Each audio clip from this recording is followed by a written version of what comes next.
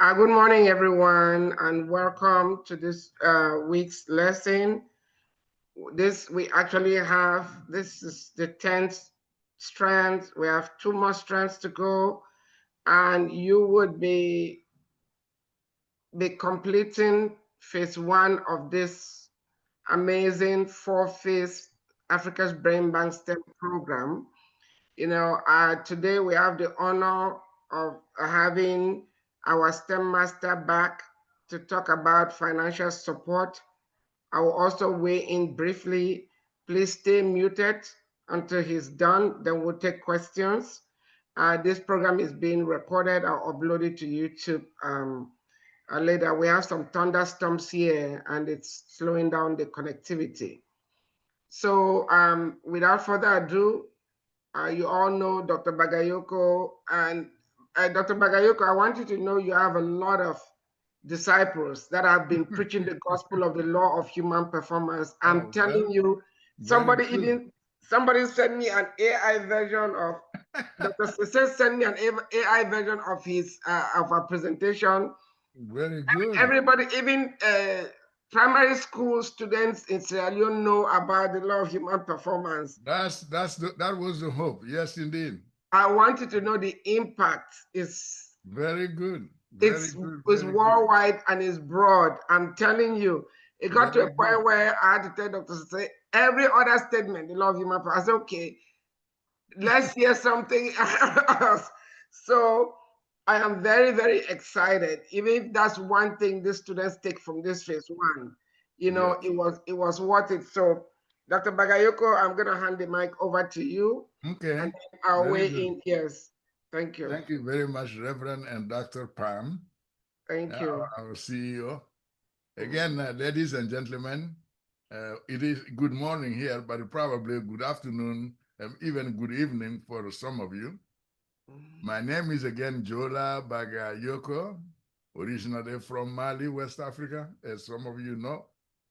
And it is my delight this morning to talk to our group about the financial support component of the 12-strand systemic mentoring model of ABB. Now, it is not an accident that the first strand of the 12 is this financial support / financial literacy. Why? Well, because it turns out that when students at any level do not have the finances needed to properly attend the school or to get a ride to school or to pay fees or to stay focused on the study as opposed to taking on 1, 2, 3 different odd jobs, then the kind of superior learning that needs to happen, as described by the law of human performance, if one is focused on something, that kind of superior learning does not happen without that focus. And that focus, therefore, it requires, in fact, that one does have the financial support from whatever sources it may come in order to focus solely, if possible, on attending classes, studying lessons, doing assignment, doing exercises, and learning. Now, let me try to go slowly so that what I'm trying to say becomes very clear. Let me take the example of another typical undergraduate student going to college, a university, because for us in Africa, sometimes college is the high school. That we call high school in the US. So let's try an undergraduate student going to university. If that student does not have some kind of scholarship or fellowship or whatever, it will first of all be impossible to attend any university because it all costs some money, one form or another, particularly in the US, in the United States here. My university right now, uh, one full semester is somewhere between 10 and 20,000. Dollar. I don't remember the exact amount. Wow. That's a semester. So of course there are universities where a year is purely and simply $100,000 of simply to enroll at the university and be able to sit in classes and take courses, nothing else. So therefore, when we talk about financial support, one has to understand that it can vary from as little as a few dollars up to a huge amount of money that may be needed for a given student to be able to attend a given university. Now, what about a high school? Well, high schools where we lay the foundation for a university study, for high school, in fact, the same concept of financial support is relevant because a student who doesn't have clothes to wear, because some of those exist, who does not eat well enough, or who have no transportation, is always late, will have some serious difficulty excelling the way we want that student to excel. Remember, go back always to the law of human performance to explain the genesis of excellence. Because if a student cannot readily attend regularly the classes, cannot fully focus on what is being said, cannot immediately study with the material and exercise and so forth, then what is going to happen is that student may not be all that proficient in the subject matter. It's as simple as that. Now, remember, in the past, before we knew of the power law of human performance or of the law of human performance, what we used to be told was simply so-and-so is not very intelligent, so-and-so is not very brilliant. Well, if so-and-so does not have food to eat, cannot attend class regularly, has to go do odd job, how do you expect so-and-so to excel like the one who has nothing else to do but study? So the point is, therefore, you have to understand the role of the financial support in all its dimensions as the enabling factor that allow a student, high school or college or university, to focus on the study, possible at all possible 24/7. Yep. So that is the importance of financial support. But to explain it, you only need to refer to the law of human performance to really explain it very neatly how it is necessary. Because once students have to go work long hours and so forth, first of all, those long hours take energy, and of course, it takes time. Away from what? From studying, or even from attending classes. Now, I'm hoping that I will actually pose, if somebody has a particular question on this part of what I said so far, let that person raise that question now, so that, because this is interactive, this is a dialogue. Exactly. So we can talk about that. If there is one aspect of what I said so far that is not clear to someone, let that person raise that question. Thank you so much, Brother Dola. So if you have any questions, unmute yourself and ask Dr. Bagayoko, right now, before we continue, this is an interactive session. It's important for you to ask that question so you are not uh, assuming wrongly or assuming that you already have financial support. So when you come in, you're automatically muted.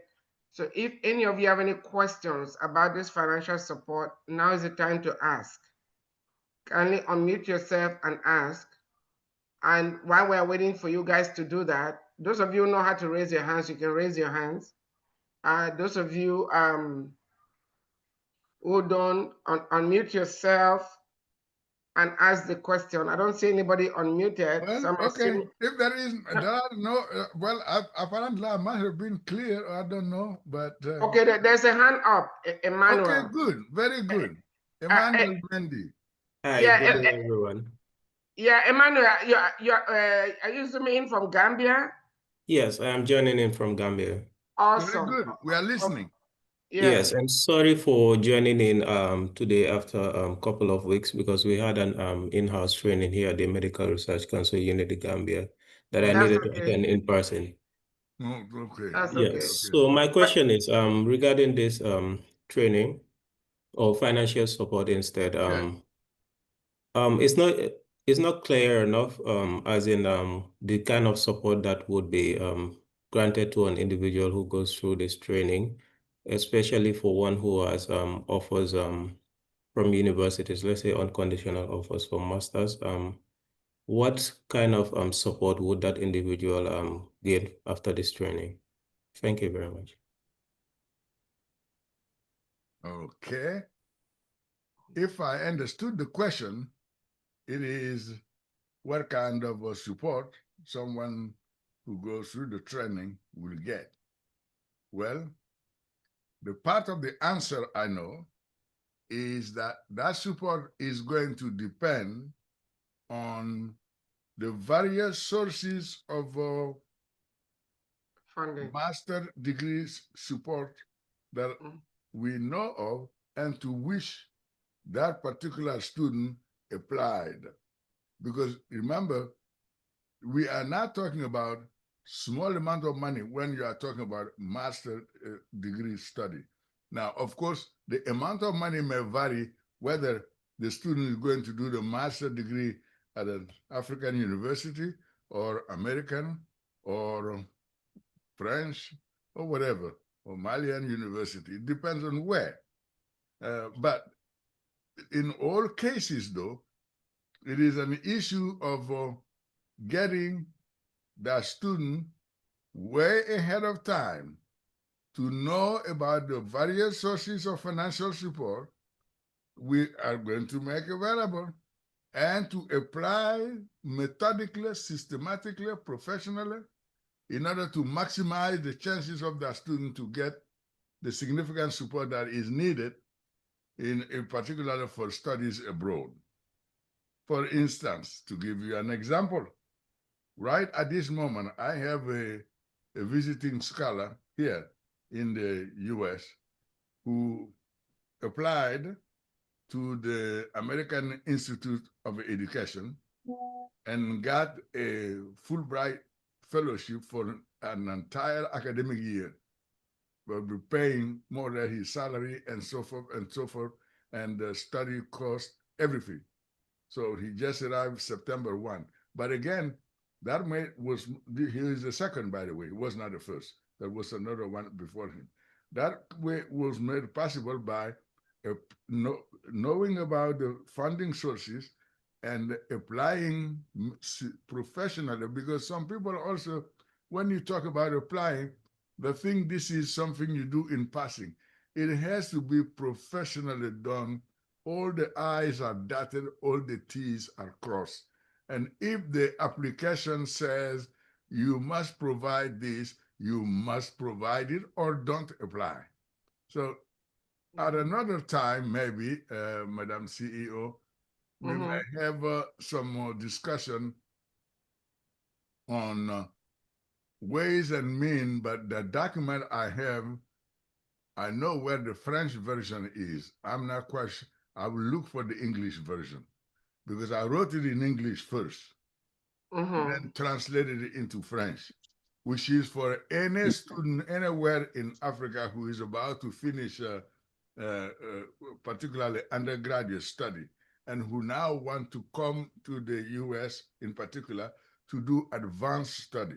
Because beyond the first 4 years of college in the US, it is generally the universities and government and other sources that pay. It is not the student. Even though for undergraduate, unfortunately, it is the student and parents and the federal government together, a variety of sources that have to pay to make it possible for the student to attend the university.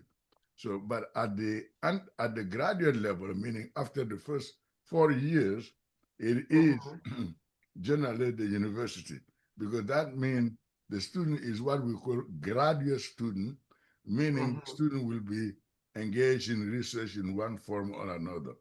Now, coming back again to the original question.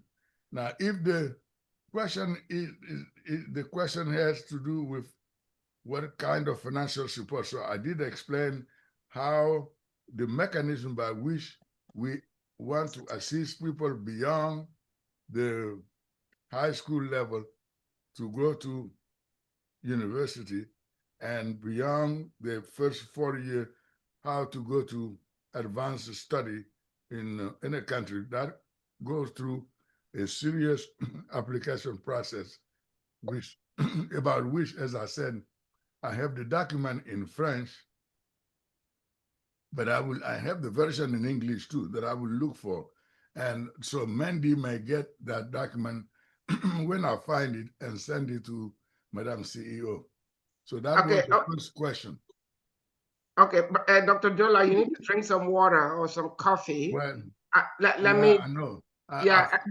Can I just ask something? I'm here. Yeah, hold on, Dr. Sese. I need to finish it is simply that it is the temperature is really high. I just okay. Yeah, Dr. Sese, I'll come to you. Yeah, Emmanuel, I'll come to you also to add. I'm going to share a screen, even though this really should be for those who have gone into phase 2, you know, those who successfully complete phase 1. We have a pending STEM grant proposal that we're working on. Dr. Bagayoko is going to look at it. Also, we are talking to some major universities here. I don't want to mention their name here until we sign that contract with them.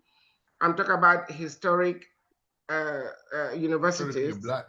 Yeah, HBCUs, but the ones that are known globally. You know, one of them, I met the president during Juneteenth, and I'll be calling him on Monday.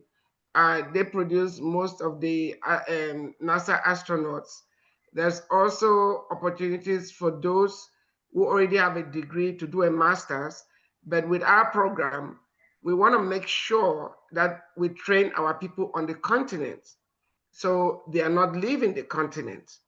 And for those who are in fields that have to come maybe for externship here or internship, they have to go back to Africa. So I will share my screen after Emmanuel and Dr. say what they want to say. I will share my screen because this information is available publicly for some of those funding sources. So Emmanuel, do you have a follow-up question? So I'll finish with you, Dr. Sise. I'll come to you because he's the one that asked the question. Emmanuel, do you have a follow-up question for Dr. Bagayoko? Yes, please. Thank you very much. It's much appreciated. Yes, I understand you just gave a context as to it is advisable for Africans to get their degrees in Africa or stay in Africa and improve lives or work on their degrees. But and then you made mention of trying to make collaborations in the US. But let me just give a context here. The reason why I'm asking is for universities in the United Kingdom. For example, I have an unconditional offer from University of Swansea, London School of Hygiene and Tropical Medicine for Masters in Health Data Science. I already have my background in information systems, bachelor's, and 5 years experience working as a junior epidemiologist at the Medical Research Council Unit, the Gambia. So I was just trying to, I understand there are different funding sources like the Achieving, the Commonwealth, and many others, but usually from the Gambia, it's usually difficult to grab some of those opportunities. So I was wondering if there are awards from the Africa's Brain Bank that could help fund this for the individual to study and then come back and make an impact in the continent. Thank you very much. Okay. Well, Go ahead. if I understood what you said, let me simply say first that you are in an ideal situation to get the financial support generally given by either British or American or French or whatever, European or whatever industrialized country university. Why? Because your solid undergraduate background and your solid experience, practical experiences, these ideally prepare you to make significant contribution to graduate study. So what I would suggest is that you get in touch with the university one way or the institution one way or the other, and try to find out what mechanism you can utilize in order to come. They will understand that you are a unique asset. Generally, the tech student who just got their first degree and who have no work experiences. And those students, of course, make great contribution to the research, but we cannot make as much contribution as you who have the unique experience or having worked, in fact, in the field and have practical experiences which are very much valued in research. So even though African Brain Bank doesn't have any direct mechanism to assist you with that, however, I am telling you though, if you contact the university itself or find ways and means to figure out, in fact, even individual faculty member can sponsor you to come on their project. I have done so for many students, including undergraduate students who came in this country. Because they told me they wanted to do this, and the application package was good, and the next thing you know, I sent them the award letter, and they got their pass visa, and so from here, they came for 4 years. So again, my urging to you is to seek the funding sources that can allow you to go there, because you are the cream of the crop as far as graduate studies are concerned.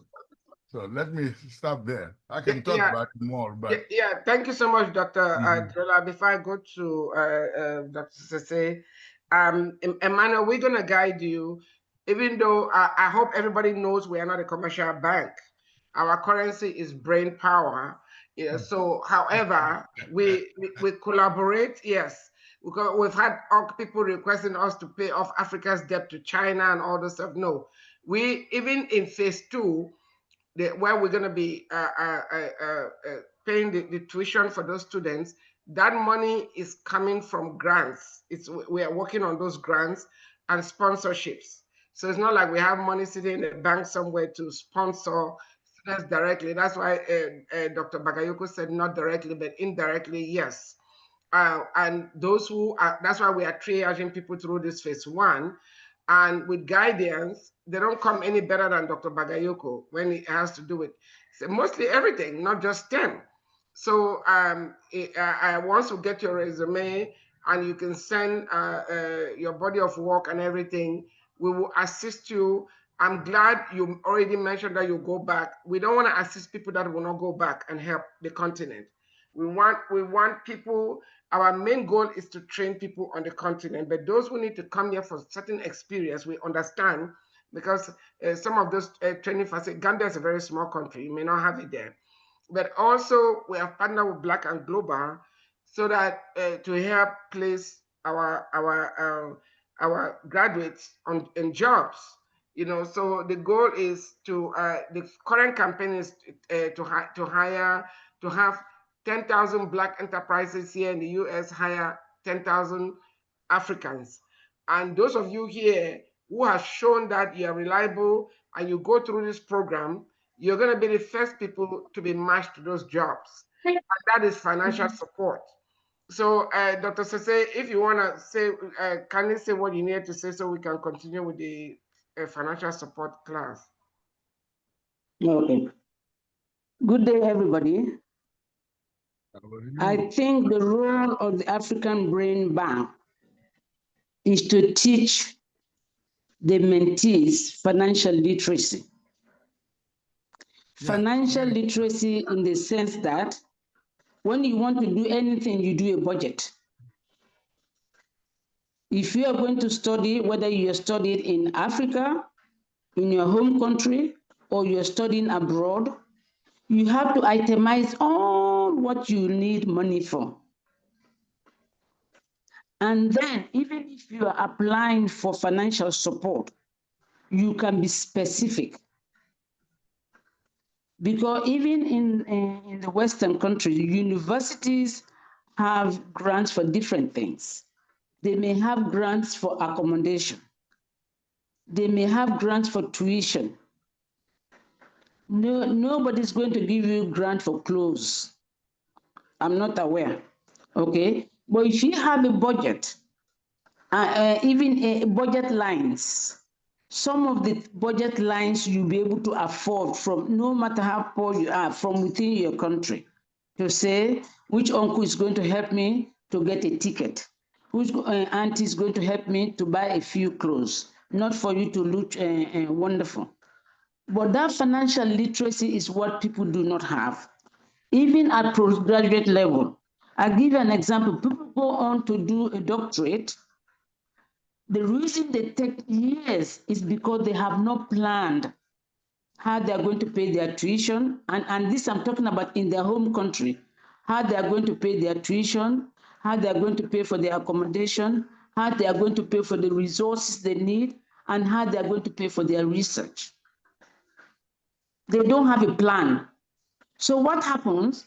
They may have somebody help them for the first year. And then up to the time, they wait until the end of the first year before they start finding funding for the second year. And that is no good financial management. If you are going to do a 4-year program, you write down what you need for those 4 years. You might have people who will fund you for 1 year at a time, and those may be different people. The assistance I give you in Sierra Leone, for example, particularly those who are going in to do medicine, the government offers scholarships to girls if they complete their first year of pre-med. So their parents or their funders have to pay that first year. After that, when they pass to the second year of pre-med, then the government gives them the money, give them the scholarship. So what I do, I support students to raise the money for that first year, but I make it very clear to them that if they do not pass, there will be no other source of income. Okay. Students won't even look for scholarships themselves. There are a lot of scholarships out there, but they have to be proactive, very proactive in finding different financial sources for different things. So they need to plan their study and their period of study. Because if you don't do that, sometimes they drop out, they work, they do all those sort of things. I'll stop there for now. I'll contribute again later. Okay, let me try to share this real quick. I open up this, what do you call this? This funding sources. If it doesn't come up, then I would, wait, hold on a second. I can share this on the WhatsApp group, but I want to put it here too. While I'm waiting for this document to open, I want to encourage everyone. These days, you can ask AI to guide you, not copy and paste, but guide you. I just ask the questions. What are the funding sources for medicine, for engineering, either in the UK or in the US or in Africa? Ask AI that question and you'll be surprised the list that AI is going to give you. So I want to just share, you guys let me know if you can see my screen. Can you guys see my screen? Is it? It is time for WhatsApp? No. I'm sharing a screen. Can you see it? Can you guys see my screen? Well, but what is on the screen? It's supposed to be a major international and corporate funders for STEM. It's a funding for African STEM development. It's available Okay, from a now I see it. Okay, can the students, Emmanuel, can you see it? Yes, ma, I can see it. Okay, this information is available online. So they have them here, ExxonMobil, MasterCard Foundation, Gilead Sciences, L'Oreal, then they have non-governmental and regional organizations. So you can put all of this online and then look at their criteria. You understand what I'm saying? But Yes, ma. one of the things, it even shows you how to access the funding. Everything is there, and that's a good thing with the AI or the internet. All of this is online, and then when you start applying, or you do your do your due diligence, do your proposal, do your application before you send it to us, and Okay. we will guide you and we will review it and help you, work on that. And one of the things we also want to do, we have some young people that were at our event. They're working on university activities. I think for now we'll do that virtually. We would like to invite those of you on the continent to also join so that you can have, I don't want to call it pen pals, but I don't know how many of you are familiar with pen pals. Some of you are too young to know what pen pals is, but before the internet, students in Africa, not just students, they used to communicate with people in the diaspora, but through letters. So now we can match students here with students in Africa so that they can collaborate. And some of those students, especially the interns, and the mentees can help, mentors can help and guide with some of these things. But let me go back to Dr. Bagayoko before no, does anybody else have any questions?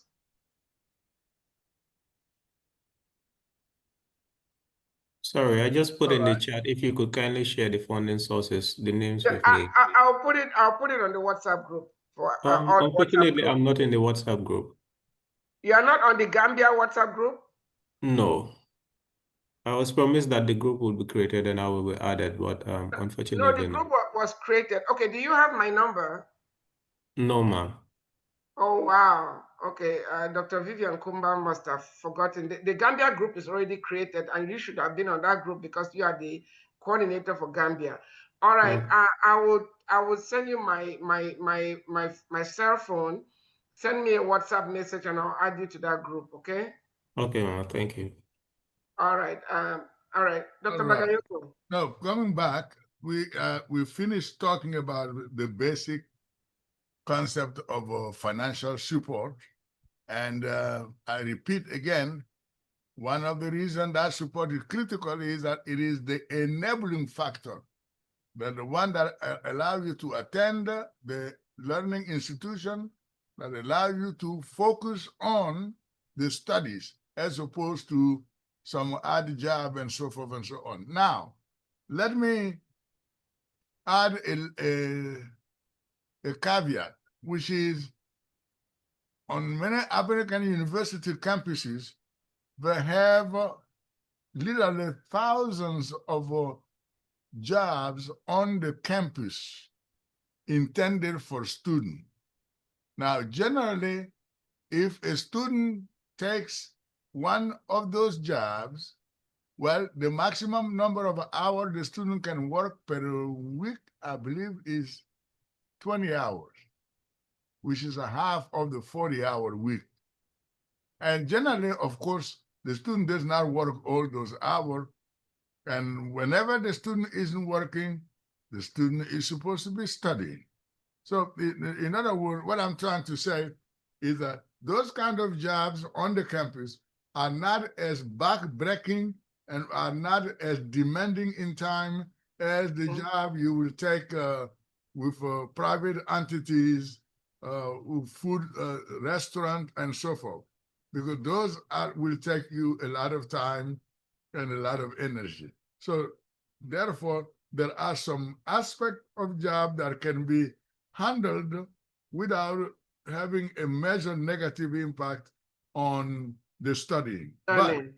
it is still a fact that anytime you take time away from studying, you are taking some risk, okay? Having said that, let me comment on what Dr. Cisse said, which is totally accurate and which actually already dealt with half of what I was going to talk about when I dealt with financial literacy. Because the financial literacy, Dr. Cisse already explained, and I don't have to go over that again, that even for the applications you have to submit to institution, generally, if there are specific needs you know that you need to meet, it is advised to know exactly what are all those items on which you need to spend money, as opposed to, I don't know, shooting from the hip. It's better to know as accurately as you can. But keep in mind, though, when it comes to, she was mentioning that they won't give you money for clothes and so forth. Well, guess what? They can. Sometimes they do that, but indirectly. What happened is that they give you, they may pay for one, your tuition, and they may pay two for your fees, and then they give you enough money, particularly at the graduate level, even at the undergraduate level that happened, they give you enough money so that you can buy clothes and do other things with it. But we will not tell you, though, that this amount is for clothing or whatever. We won't do that. But the thing is, the key is to meet all your needs, if at all possible, so that you can focus on the studying. As recommended by the law of human performance. Now, there is another aspect of financial literacy. I've been telling people that my own personal individual education has one little hole in it. What is that hole? Well, it is not physics, no. It is not the languages, no. It's not mathematics, no. But it is economics. Because I told myself that if I had taken, I schooled myself here in the US. That's way after my PhD. I schooled myself in management. I schooled myself in principle of economics. But I said, had I known those principles of economics much, much earlier, then there are several things I would have done differently that I didn't do because of the fact that I did not have the foundation of economics. And so it does not matter what study you do at the undergraduate level. Absolutely, you have to take the course called Principles of Economics. Everybody needs it. As long as you are in this world where money is the transactional tool of all tools, okay? It's inescapable. And the sooner you learn that, it's never too late, by the way. If you never had it, remember I told you, I learned mine way after my PhD, okay? So it is never too late. And nowadays, you can find a relatively good book and actually self-school yourself. I self-schooled myself in management, for instance, before I even schooled myself in the basic principle of economics. So, but anyway, so when we talk about financial literacy, there is one aspect you have to acquire, not so much for studying. Dr. Cisse dealt with that, what you need to do in terms of your budget management, the little financial management and responsibility you have throughout your study. But I'm here talking about after your study, for a successful life, family life, a successful career, and so forth and so on, you need to be literate in the foundational concept of economics and finance. So that's what I wanted to add. And okay, yeah, so, Dr. Sise, I'm coming to you, but we also want to encourage students to ask questions. Just to piggyback to what Dr. Bagayoko and Sise had mentioned, there's more. Financial literacy is a very broad topic. So we're not going to go into the other ones that they do in April, talk about insurance and all that. But time management is key also, because if you cannot manage your time, whether you are working part-time or not working part-time, yep. After high school, you are basically on your own to study on your own, and there has to be accountability. You can have that budget, but you need to be able to balance your accounts. You need to be able to know how much money you have in your bank account. For example, there's something here, I don't know if they have it in Africa. I think it's a global end balance. When you spend money, let's say you pay, I know a lot of people use mobile money in the continent. When you come, if you are studying abroad here, you probably be using debit cards or credit cards. Once you use that credit card, even if the money has not come out of your account, that money doesn't belong to you. You have to deduct it from your account. Let's say you had $1,000 in your bank account from the money that the scholarship money they gave you or whatever funding sources you got the money from, and you charge something for $300. It may take a few days for that money to come out of your account, but that same day you need to deduct that $300 from your account because the money doesn't belong to you. If you don't, you're going to find yourself running out of money, having overdraft fees, having negative balance. So it is important. All these things I'm telling you can learn it online. I'm not going to go into financial statements here, which is your balance sheet, your income statement, your cash flow, because I know some of you are going into business, but I'm saying as an individual student, you need to learn how to manage money. And like Dr. Bagayoko said, go read up on the principle of economics. It's online. Educate yourself. Any questions that you have, ask AI. AI will answer it for you. And don't come to us to do the research for you. Come to us when you have already done the research and you need guidance on specific things. Dr. Sese, please make it brief because we have just 70 minutes. We want the students to ask questions. Go ahead. Dr. Sese, you are muted. And any other students that have any questions, please put your hand up or unmute, and I'll give you the mic. Dr. Sese? Nah, it's raining here heavily, so I have to shout. All I want to say, I've spoken to them about financial literacy. And the aspect of financial literacy is budgeting. They need to be aware of what they need, how much they need for their study. If you are going to do a 4-year program, be clear about how much money you need and how you are going to spend it. I'll give you an example. Most people spend too long on a PhD program because they do not put money aside for their research. So when they come to do research, they are not able to pay a research assistant to collect quality data. They are not able to pay people to properly analyze their data. So sometimes they collect data and pile it without inputting it in the computer because they are overwhelmed. And they end up either copying and pasting and producing poor quality research data, or some of them they drop out.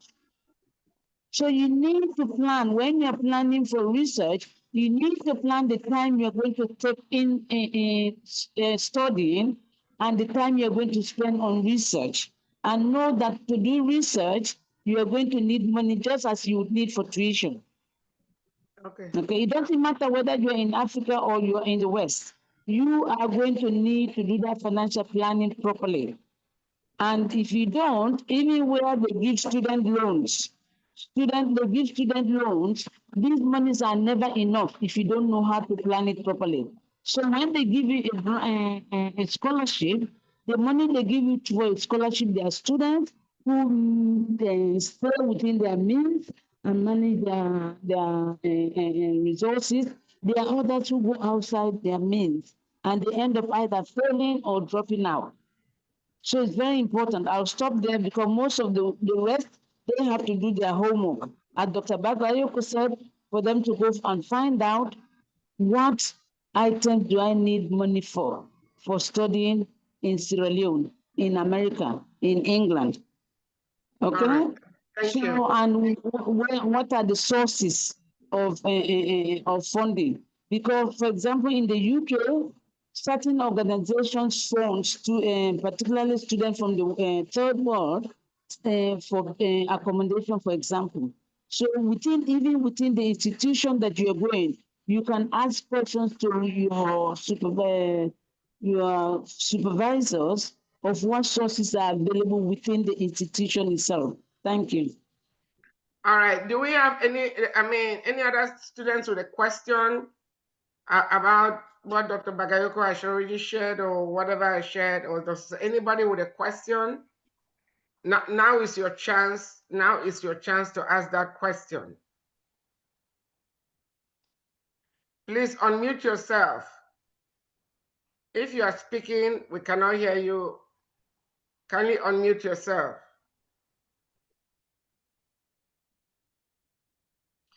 Okay, so you guys are saying that you are clear with everything that was taught? Apparently, yes. Oh, okay, because we want to make sure nobody is under the illusion that we're going to be sending them money in phase 2. Those who make it to phase 2, and you know the criteria, you have to complete everything that you, at the beginning of this phase 1, you were given some tasks and some checklists for you to go to phase 2, where we'll actually be paying your tuition. You know, I know sometimes people don't appreciate stuff that comes for free, but they are, you know, you have responsibilities and you are stakeholders. For example, sharing what you have learned with other students. You know, so if there are no other questions, I want to make sure nobody's speaking. Please unmute yourself. Well, Dr. Bagayoko, I don't see any hands up, so you did a fantastic job. Do you want to close us out, do your final um, take on it? Dr. Sese, please stay behind. We have a brief meeting with Dr. Bagayoko about the remaining 2 strands. So, Dr. Bagayoko, the mic is yours to I really don't have anything else to add except to recapitulate very, very briefly. One, the financial support. Why? Because we need the student to, if at all possible, to devote full time to studying and research. That from the high school level to the undergraduate level to the graduate level, because that's how you generate excellence by design, period. Now, we also said that if you have to understand that financial support, another aspect of financial issue is financial management, financial literacy. Dr. Sise gave a succinct but cogent explanation as to why is it that we have to learn the budgeting process and be disciplined to follow that budget, and so that we avoid the kind of financial difficulties that may compel us to go get some odd job. And I also emphasize the fact that keep in mind, it doesn't matter what kind of study you do, whether it's literature, physics, chemistry, math, it does not matter. When you go to the undergraduate program anywhere, manage to get a course in on the principle of economics. It is one of those things we all need to guide ourselves in managing, in creating asset. We don't have time to talk about asset because some confuse wealth with asset with wealth, and some confuse them with salary. Or I don't want to get into those things. The point is, if you do get that principle of economics, you will understand fundamental things you need to know in order to comfortably guide your family through the treacherous difficulties of economics at the micro and macro level. That's it. Thank you so much, Dr. Bagayoko. One last chance for any student that have a question. Kindly unmute yourself and ask. If nobody unmutes, we are going to end this course, assuming that it is all clear. So nobody is misunderstanding anything. I want to remind students, make sure you submit all your assignments and all your homework. So thank you all so much, and we'll see you next Saturday, same time. And Emmanuel, I'm going to add you to the Gambia group. All right. So let's see here.